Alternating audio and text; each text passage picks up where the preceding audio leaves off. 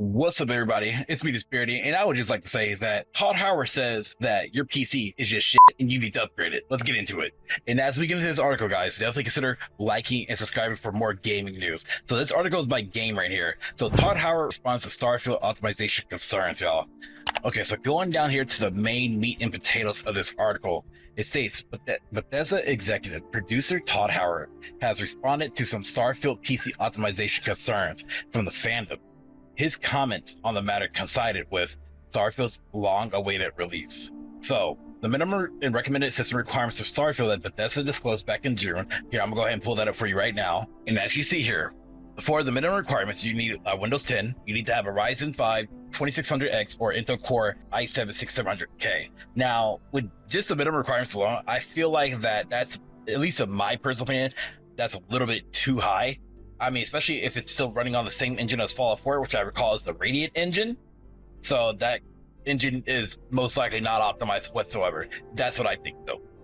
You need 16 gigs of RAM, AMD Radeon RX 5700, which is the GPU I'm currently using, or the GeForce 1070 Ti, DirectX 12, 125 gigabytes of available space, and also an SSD. Because most games these days, you will require either M.2 or another original solid state drive. And then now we go into the recommended here. So with the recommended processor, you need a Ryzen 5 3600X or a i5 10600. That's a little bit steep. Now it still says it still recommends you to have 16 gigs of RAM. I mean, I'm gonna be honest with you, at least in this day and age, I will say this. It's worth noting that if you were to upgrade to I would say just upgrade to 32 or 64. We're getting to that point where 32 gigs, even now, is still like not enough. I'm a person who has 32 gigs of RAM, and it's still not enough for me. So, and usually when I play games, my games usually take about at least about, let's say, when I'm playing gaming, and like I'll say about I have 10 tabs open, about 50% or whatnot. So I mean, it's not bad, but it's still a lot. Firefox by itself takes up 2.5 gigs for having like at least 6 tabs open.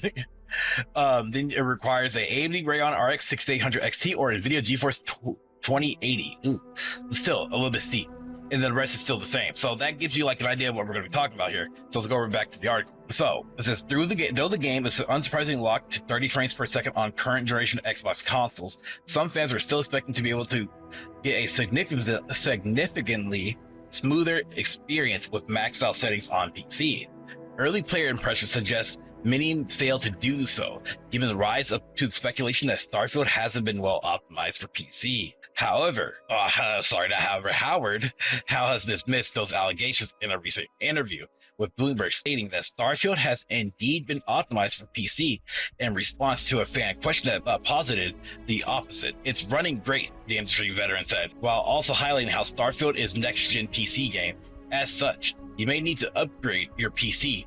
So what Todd Howard basically said is this: in order to get a smooth frame set, right, you need a 3080 or 3060 here. And let me show you what I mean here, because this is actually coming from a Reddit post that actually posted about this here. Hold on. So as you see here from our PC Master Race here, for Starfield for ultra 4K quality, you need to have a GeForce 4090 just to even get close to 60. And that's really bad in terms of optimization. Like, it's like, so what's going on in the background? Now, let's put it like this: to Bethesda, that means that it's optimized, right? But to the average player, it's not, because when it comes up to be, it's just the coding.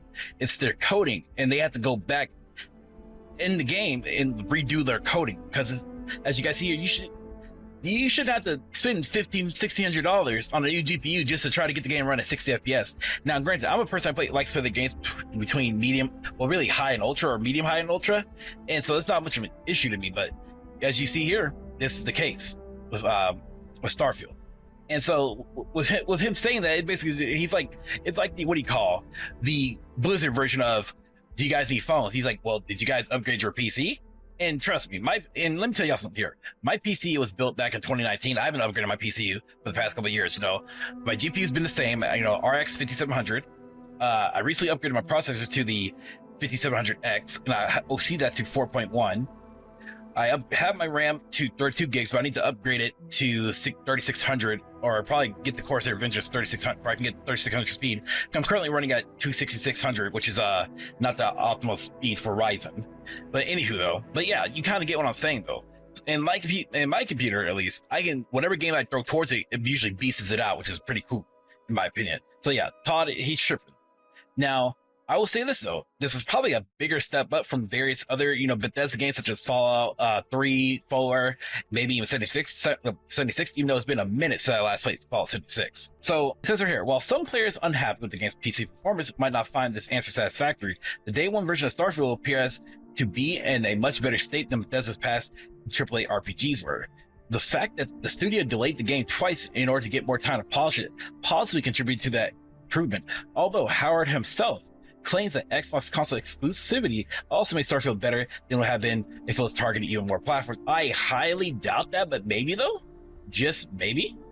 I'm 50-50 there. As one note the case, with all Bethesda open world RPGs since The Elder Scrolls 3 Morrowind, Starfield is fairly CPU intensive game relative to its average AAA peer.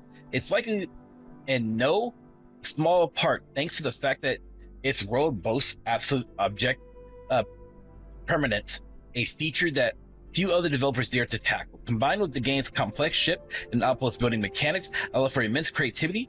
Running Starfield at a smooth frame rate with maxed out settings necessitates an all-around beef PC. Now, I will say this though, one thing with PC gaming, y'all, is that it is really hard to optimize a lot of video games. But what I think what developers should do, by the way, is that they should go into this. I think Steam, if I recall, they collect data on people's computers and kind of see what's the average computer, GPU, CPU, stuff like that, right? So I think developers need to start using that as a baseline and see what stuff that people, are using currently.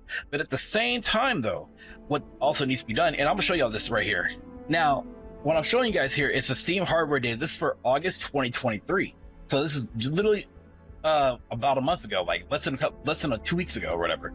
So as you guys see here, people are still on Windows 10 for the most part.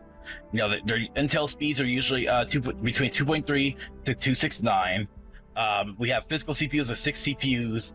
People are still using the 650 VRAM, 8 gigs. People are still running the games on 1080p. Some people are still running their games on 4K with multiple monitors.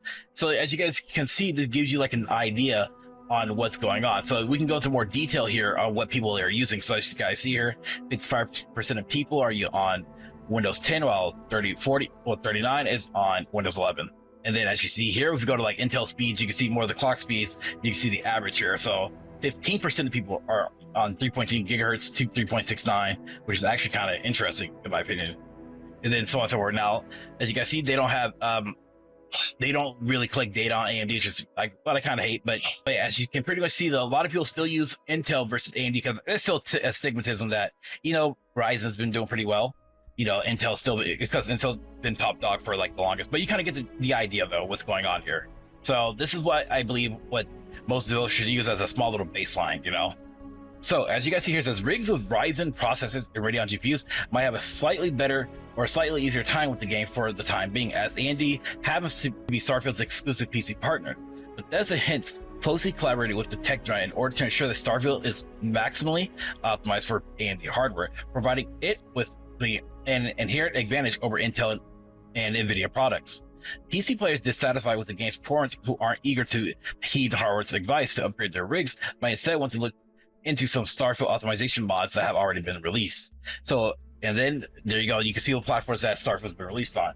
So let me know what you guys think in the comment section below on how you guys feel with this whole Starfield, thing going on here with the optimization. Because I feel like that, yes, most PC games need to be optimized. Your PC game is not optimized, not everyone's gonna have a good time. Especially me. I'm the person here who, if I get a whole bunch of stutters and jitters and stuff, I can't, enjoy your game. And that's just how it is, And so what game developers gotta understand is that it might be optimized to you, but to the assortment of people, it's not. I feel like that you need to just have multiple rigs. I don't know how many, how the companies like operate in terms of like, in their offices or whatnot, but they need to have at least about 10 rigs with different types of specs in order to give us an idea on what they can, how low they can break it down to. But again, let me know what you guys think in the comment section below. If you guys enjoyed this video, again, let me know in the comment section below. If you guys enjoyed this video, definitely consider liking and subscribing. That would be very much appreciated. And thank you for watching this video and joining the channel. Peace out. Much love, ready. Have a good one, y'all. If you guys enjoyed this video, please leave a like and also hit the bell notification down below. Thanks for watching.